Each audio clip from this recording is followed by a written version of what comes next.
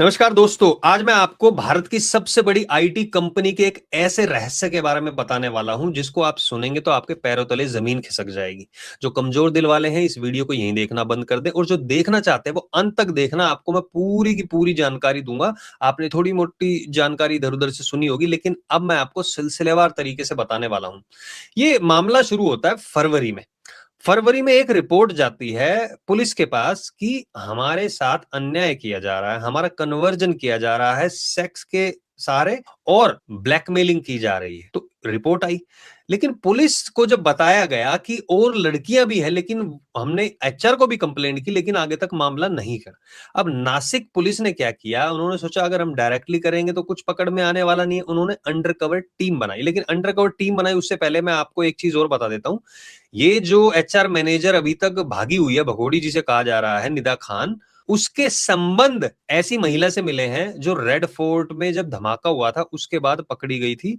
उसके साथ अभी दिल्ली में उसने मुलाकात की थी। तो मैं ये भी बताऊंगा आपको, लेकिन बताते हैं आपको। 40 दिन की फरवरी 15 के आसपास महिला पुलिसकर्मी ऑफिस में घुस जाती हैं, अंडरकवर एजेंट एक तरीके से आप बोल सकते हैं, अंडरकवर ऑपरेशन के लिए एज ए कर्मचारी।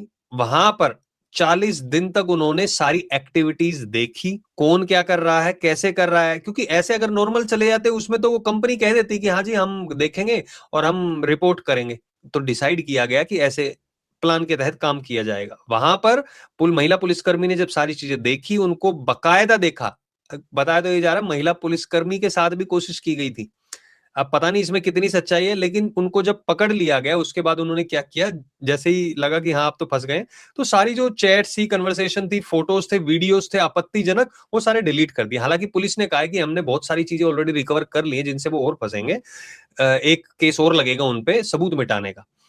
लेकिन इन सब के बीच हिंदू जो मैनेजर थी, अश्विनी, उस तक भी बातें पहुंची थी। जो बीपीओ की वहां पे एक तरीके से ब्रांच हेड कह लो या कुछ भी कह लो आप, वहां पे जो बीपीओ की मैनेजर मैनेजर थी, उस तक भी बात पहुंची थी। उसने क्या कहा, उसने कहा कि ये बीपीओ में चलता रहता है, यानी कि जो इस तरीके के जो वहां पे कॉल सेंटर वगैरह होता है उसमें चलता रहता है। और वहां पे काम क्या होता था, वहां पे एक्सिस बैंक या और कई बैंकों के बता रहे हैं, उनका रिकवरी वगैरह का काम होता था। तो उसमें यंग उनको लड़के लड़कियां चाहिए होते, तो ऐसे लोगों को ये टारगेट करते थे जो कि मजबूर हों, जिनको नौकरी की ज्यादा जरूरत हो, जिनके घर में परेशानी हो, जिनको घर में कमाने वाला कोई और ना हो। तो उनको पहले इंटरव्यू के दौरान परख लिया जाता था कि कौन मजबूर है इनमें से और कौन काम करेगा। अब आप बात सोचिए कि सारे के सारे, बताया जा रहा है मोस्टली जो टीम लीडर्स थे वो मुस्लिम थे। 6 मुस्लिम टीम लीडर्स को पकड़ा गया है। अब टीसीएस ने तो कह दिया कि हमने इनको निकाल दिया और हम पूरा सहयोग देंगे।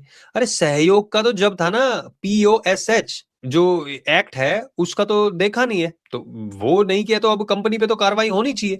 लेकिन ये लोग क्या करते थे, लड़कियों को लेके जाते थे फार्म हाउस में। फार्म हाउस में ले जाके वहां पे ड्रिंक में कुछ मिला दिया जाता था।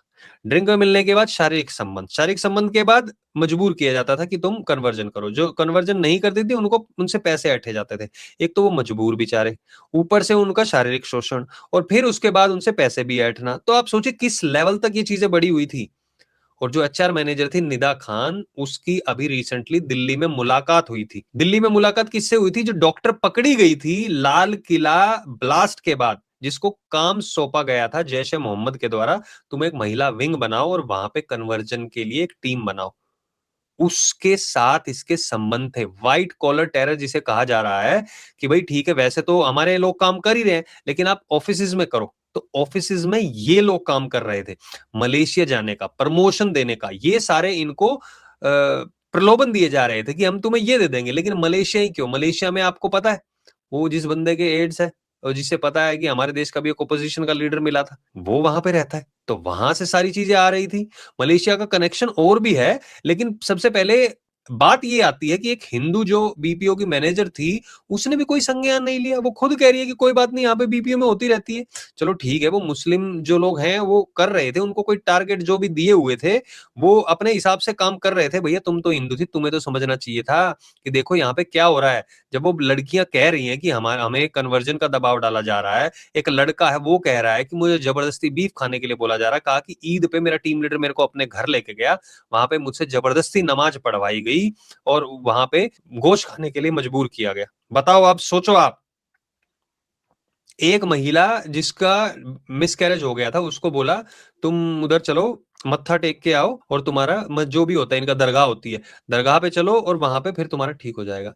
लड़का जिसका पिता बीमार था, वो कहा तू कन्वर्ट हो जा और देख तेरा पिता बिल्कुल ठीक हो जाएगा। यार मतलब बेवकूफी की भी हद होती है। तुम कभी चांद को काट देते हो, कभी कुछ। अब मैं ज्यादा उसमें डिटेल में नहीं जाऊंगा मैं, लेकिन आप सोचिए क्या बेवकूफी भरी। आप कन्वर्ट हो जाओ और आपके पिताजी ठीक हो जाएंगे। पता था उस लड़के को, इसलिए तो वो कन्वर्ट नहीं हुआ। तो वो भी सामने आ रहे हैं। अब तक लगभग 9 एफआईआर हो चुकी हैं और बताया जा रहा है कि अभी और बढ़ेंगी, क्योंकि लोग निकल के सामने आ रहे हैं। टीसीएस की जो नासिक की ब्रांच थी, वहां पे बोल दिया गया सारे कर्मचारियों को कि ये बंद रहेगी ब्रांच अभी कुछ दिनों के लिए, क्योंकि वहां पे तहकीकात हो रही, वहां पे लोग जा रहे हैं, तो उनको ये डर है और लोग सामने ना आ जाए। यार ऐसा क्या सिस्टम था जिसमें लोग बता ही नहीं सकते। मैं आपको अपना एग्जाम्पल देता हूँ। यहाँ पे भी अलग से एक वो होता है कि अगर आप अपना नाम भी डिस्क्लोज नहीं करना चाहते ना, तब भी कंप्लेंट करना चाह रहे हैं किसी की, पूरा पूरा ऑप्शन होता है और उसके ऊपर कार्रवाई होती। देखिए भाई हमने यहाँ, ठीक है आप लोग कहेंगे कि भाई मैं ऑस्ट्रेलिया में बैठा हूं इसलिए हो सकता है, इंडिया में भी एक आप सोचिए, लोगों की जान की कोई कीमत नहीं है क्या? ऐसे तो वहां पे जो हमारी माँ बेटी बहन जो भी है वो कैसे सुरक्षित रहेंगी? यार कभी ये लोग बाहर स्कूलों में ऐसा करते हैं, कॉलेजों में ऐसा करते हैं, अब ये ऑफिस में भी नहीं छोड़ रहे, तो कहां जाके रुकेंगे? भैया एक योगी आदित्यनाथ की कॉपी सारे राज्यों में बिठानी पड़ेगी क्या?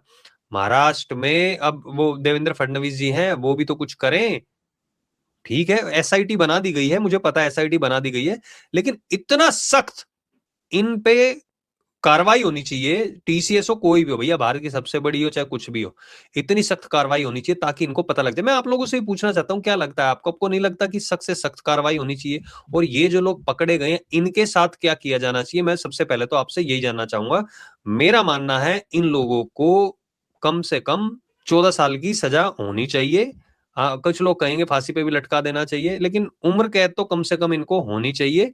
और अगर इन्होंने, मैं तो कह रहा हूं अगर ऐसा भी हो सकता है, अगर कोई लड़की गायब हुई हो टीसीएस ऑफिस की, उसकी भी जांच होनी चाहिए, कहीं किसी ने कुछ और कांड ना कर दिया हो, कहीं पे दबाव बना दिया हो, इसलिए इसकी भी अभी जांच होनी चाहिए। बाकी जो निदा खान का एंगल निकल के आया है दिल्ली ब्लास्ट वाली वो डॉक्टर महिला के साथ, उससे तो साफ साफ साबित हो जाता है ना सिर्फ कन्वर्जन, बल्कि आगे चल के ये उन लोगों को जिस तरीके से कन्वर्ट करके बातें कर रहे थे, ये लोग तो कल को हमले भी करवा सकते थे, आतंकवादी हमले करवा सकते थे, कुछ भी हो सकता है। तो टीमें जो जांच कर रही हैं, हम उनसे बस यही कहना चाहेंगे कि एक एक परत खोली जाए, क्या क्या चीजें, और सारी कंपनियों में ऑर्डर दिए जाए सरकार के द्वारा कि भाई रिपोर्ट पेश की जाए कि कितनी क्या कंप्लेंट हुई है, और दिखाया जाए कि उनका सिस्टम कितना प्रभावी रूप से काम कर रहा है। अरे ऐसा ना हो टीसीएस में और ऊपर तक भी एक आधे जो मुस्लिम बैठे हुए इनको सपोर्ट कर रहे हो। और मुस्लिम की तो बात ही क्यों करे, हिंदू बैठे सपोर्ट कर रहे हो भाई। वो अश्विनी जो थी, बताया ना आपको, वो हिंदू थी, वो तो वो सपोर्ट कर रही थी। Support in the sense conversion में नहीं करी, लेकिन वो सुन नहीं रही है। जो आप जुर्म होता देख के उसको अनसुना करते हो, तो आप भी जुर्म के भागी बन गए ना भाई। आपका काम ही वही है कि आप देखो कि आपके एम्प्लॉय ढंग से काम कर रहे हैं नहीं कर रहे हैं। अगर आप वही नहीं देख सकते तो फिर क्या फायदा? मैं आप लोगों से पूछना चाहता हूँ, कमेंट सेक्शन में बताइए। इस वीडियो को सब लोगों के साथ शेयर जरूर करना, ताकि कॉरपोरेट जिहाद या फिर ये जो कन्वर्जन का खेल किया जा रहा है, जो ग्रूमिंग गैंग चल रही थी, उसका पर्दाफाश होना बहुत ज्यादा जरूरी है। तो मैं आप लोगों के साथ ये विचार रखना चाहता था, ताकि लोगों को पता चले किस किस तरीके की चीजें हो रही हैं। वीडियो अच्छी लगी हो तो लाइक शेयर जरूर करें, और जो लोग नए जुड़े हमारे चैनल को सब्सक्राइब जरूर करें। बहुत बहुत धन्यवाद वीडियो देखने के लिए आपका। जय हिंद जय भारत।